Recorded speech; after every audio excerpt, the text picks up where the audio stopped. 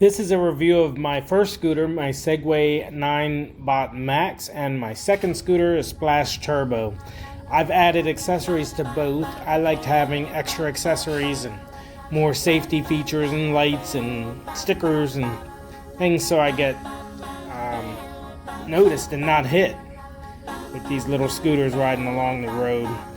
As you can see, I color coded a lot of what I did to make it match. Starting with the Segway, I added this suspension for the front. With no suspension riding these scooters, going over little sidewalk bumps made my eyeballs shake. With this front suspension, it does make a big difference. It still doesn't have any rear suspension or anything, but these are 10-inch wheels on this. I added the accessory bar where I was able to put this light and phone holder up and away from my main controls. Has a thumb throttle, as you can see there. I added this alarm, which is like a car alarm. You turn it on and off, and there's a bell system there. When you first press it to turn it on, it arms, and then it's giving you a warning right there. If you press it, if you move it again, then it's going to go off. So first it says get away, and then it goes off. You can adjust the sensitivity. It's loud, about 120 decibels, so it gets attention, which is what you want. Some kind of attention to get somebody to run away. Go for an easier target. Different sounds, so you pick the sound you want. I have one of those on each scooter, just in case I have to leave it somewhere. There's a bell that comes on the Ninebot. You just turn that and get a little bell, and there's the light I added, which is better because of the alternates you have, and it's brighter. It's very bright. I added all these stickers. There's the original light that comes on the stem there. I added all the stickers. They're all reflective. There's the brake light. When you press it, it blinks. You let your foot off or hand off and it doesn't blink. But there's the stickers I added. It came in a regular gray, but these are all stickers and they're all reflective, so they can be seen with any light that hits it. So I did a quick run just around, and it's a fun scooter. It's got a bigger flat panel there, you can see, so you can really fit big feet on there, flat, both of them. 10-inch wheels. And I went for a little ride, fast as I can go there. I hit 20 miles an hour on a straightaway flat, but I don't really go for speed. With me, it's getting around. It's faster than walking, it's cheaper than an Uber, and it's better because you get to go where you want to go. That's what I got a scooter for. And there's my little trip I did with that. Didn't use that hardly any of the battery, maybe a quarter of the battery. And there's my stats, you can see. 9 mile an hour average, because I don't really go for the speed. I'm not in this for the speed. And now here's the Splatch. Brand new company. I was number 550 something. It folds better. It has suspension on front and rear. It has front and rear brakes. The handlebars fold down, so it folds a lot better and smaller. I added trolley wheels. I added these grips. I added the light. I added the phone holder.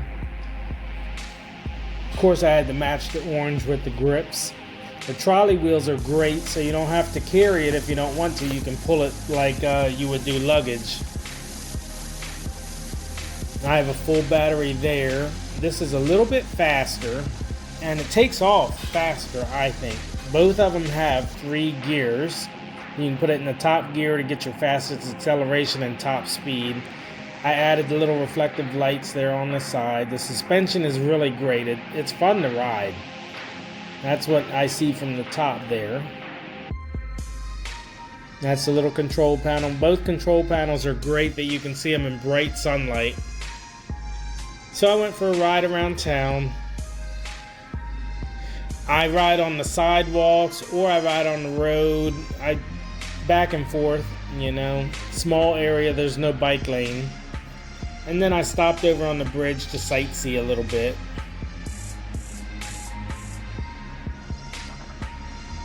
And it was a nice ride. Right there, you can see Ken Griffey's house. Ken Griffey lives right there in that tan house out there. Not that one, but that house. And if the sunglasses cam worked, you would have saw him and his kids going in his house. That was pretty cool. I was gonna whistle, but that's not something you do in this neighborhood. Privacy. So there's the Splatch. Ride's really good. It's fun to ride. Like water skiing as far as I'm concerned. So then on the way back, I decided to stop at some of the different boat docks and the piers we have. And I want to go fly my drone right over there because that's where Shaq's old house is. Before somebody else buys it, I'd like to go over there near that bridge, park that because you can't pull a car over there. And then I can fly my drone over Shaq's house one last time before it gets sold. So that's what I was scoping out there. But this thing rides really good. The whole time I'm leaving it on, so it's not going to be a good calculation of how many miles it gets or any of that specifications because I left it on the entire time just to see how long that battery would last. And I got home with plenty.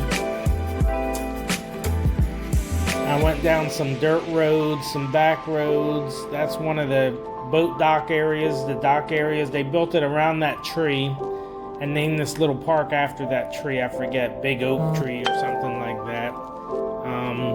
That's my scooter over there on the side. And then I went to another dock we have. This is where I fly my drone off sometimes. Because over there is Bird Island. It's a bird sanctuary. No people go up in there, and that's nice. Sometimes you can catch some big eagles riding around. And pictures of the Splatch there. And then I went through town. I hit my top speed 21, although it said 22 on the dial that I was hitting a few times.